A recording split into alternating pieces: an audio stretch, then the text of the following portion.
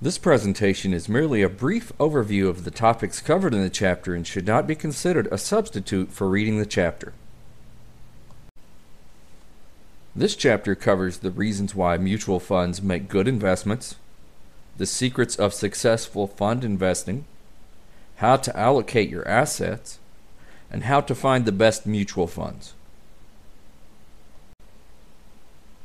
There are many reasons to invest in mutual funds. The first that usually comes to mind is that mutual funds provide instant diversification. Small investors often find it difficult to buy stocks of many different companies in many different industries because they have only a small amount of money to invest. Buying as little as a single share of a mutual fund can provide instant diversification because the fund may own shares of stock in hundreds or even thousands of different companies. Professionally managed mutual funds employ a professional portfolio manager who has expertise and experience in investing and a team of researchers who help the portfolio manager find good investments. This team of professionals does all of the research, number crunching, and due diligence for you, freeing you up to focus on other things in your personal and professional life. If you were to buy stock in 500 different companies, you would have to pay a commission for each of the 500 trades necessary to do so. If that commission were $10 per trade, you would have racked up $5,000 just in commissions. Mutual funds pool all of the investors' money together and then trade, spreading the commission costs among all investors, not just a single investor. If a mutual fund has 50,000 investors and makes 500 trades, the cost to each investor is only $100, which is certainly much better than the $5,000 it would cost a single investor to make the same transactions. When you're just getting started in investing, it may be difficult to find a lot of surplus capital to invest. Mutual funds usually have low minimum investment requirements. An investor who has $1,000 or $2,000 to invest can invest that money in a mutual fund and then follow it up with monthly investments of $50 or $100 per month, building their nest egg slowly over time. Are you uncomfortable with the risk of stocks? No worries. That doesn't rule out mutual funds because stock mutual funds are just one type of mutual fund. There are also bond mutual funds, which typically are lower risk, lower reward types of investments, and money market funds, which are very low risk, low reward investments. Most investors who have a sizable portfolio find themselves investing some of their money in stock, bond, and money market mutual funds. Whatever your risk tolerance and time horizon for investing, there's a mutual fund that is right for you. With some investments, you can lose all of your money if the company you invested in or with fails. With mutual fund investing, that won't happen. For every dollar of securities that a mutual fund holds for their customers, they must have a dollar's worth of securities. The worst that can happen is that when you decide to sell your investment and take back your money, you may end up with less cash than you originally invested in the fund. One last benefit of mutual funds is accessibility. It's difficult to beat the accessibility and liquidity of mutual fund investments.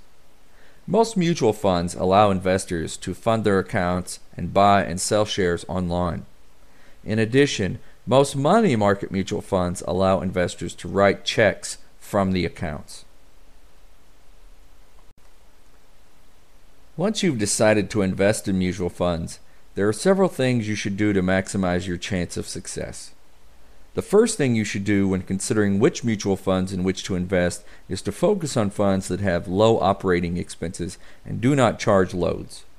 Loads are commissions. Brokers love load mutual funds because they make money when you buy them. Even though your broker may try to steer you toward a load mutual fund, you should keep in mind that there are many objective studies that show that load mutual funds do not outperform no-load mutual funds. In fact, no-load funds outperform load funds. Save the 5% commission that would go in your broker's pocket and buy only no-load funds.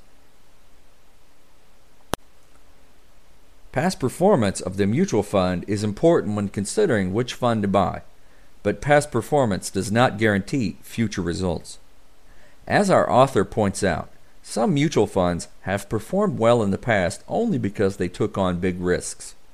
We know that high-risk investments need to deliver high rewards, while lower-risk investments can deliver lower rewards. Be sure to consider the amount of risk that you're comfortable with and find a fund that is a good fit for you. If you prefer lower-risk investments, you may have to settle for a fund that isn't at the top of the past performance charts, but you'll probably sleep better at night knowing that your investment should not fluctuate in value as much as some of the high-performing funds do. Most investors prefer to invest in funds that have experienced professional portfolio managers who have good track records. It's also a good idea to pick a fund company that has experience as well. T. Rowe Price, Vanguard, and Fidelity all have decades of experience and are respected mutual fund companies. Index funds are an excellent choice for many reasons, but one that stands out is their low fees. Many mutual funds have expense ratios of 1% to 2%, with some even higher, but it's fairly easy to find index funds with expense ratios of 0.2% and lower. Such a low expense ratio puts an investor at a big advantage right out of the gate. Consider an index fund with a 0.2 expense ratio and compare it to a professionally managed fund with a 2% expense ratio. Each year, the professionally managed fund starts out in a 1.8% hole because of the higher expenses.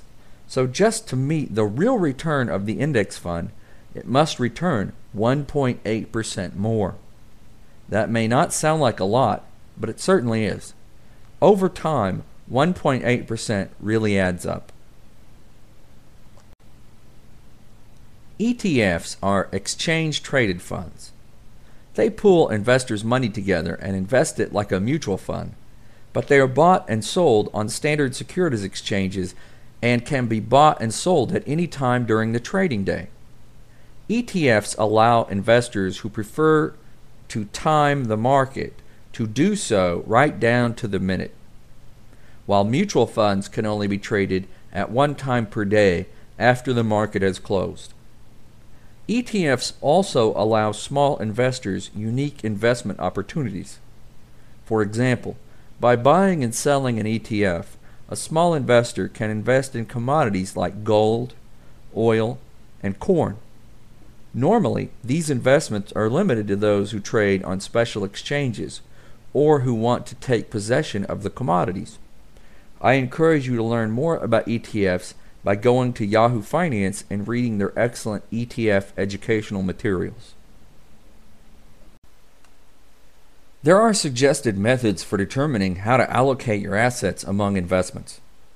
Our author suggests a safe, medium, and aggressive strategy, which is shown here in the top table. If we use that table to determine the appropriate mix for someone who is 25, we'll find that they'll be heavily weighted towards stocks, even if they prefer the safest strategy. Why? Because stocks have provided the best investment returns over time, and someone who is 25 has decades to overcome any serious downturn in the stock market. We can see here in the bottom table that as one ages and nears retirement, they should take less risk. Someone who was 25% bond funds and 75% stock funds at 25 should be 50% bond funds and 50% stock funds at age 50. Even the most aggressive investor should pare back stock holdings as he or she gets closer to retirement. Once you have determined your asset allocation between bond funds and stock funds, you may wish to consider how much you want to invest in the U.S. markets versus how much you want to invest globally. The author offers a specific recommendation, but I would encourage you to do a little research on your own and find a mix that you're comfortable with. The author does a nice job of explaining how to find the best mutual funds for you, be they stock, bond, or money market funds. I can't really add much to that other than to point out that one of the most popular stock mutual funds is an S&P 500 index fund. While many companies offer such funds, Fidelity and Vanguard are two of the most respected, and they both offer extremely low fees. Here we see the Vanguard 500 No-Load Index Fund. For investors who have less than $100,000 to invest in the fund, the expense ratio is a very low 0.18%. For those who have over $100,000 to invest in the fund, it drops to an amazingly low 0.07%. I speak with many investors, and nearly every one of them has a substantial amount of their retirement savings in a fund like this one. It offers instant diversification, good historical returns, stock in 500 good U.S.-based companies, and an extremely low expense ratio. You may want to consider it for your own portfolio. That is the end of this presentation. I hope you enjoy reading the chapter.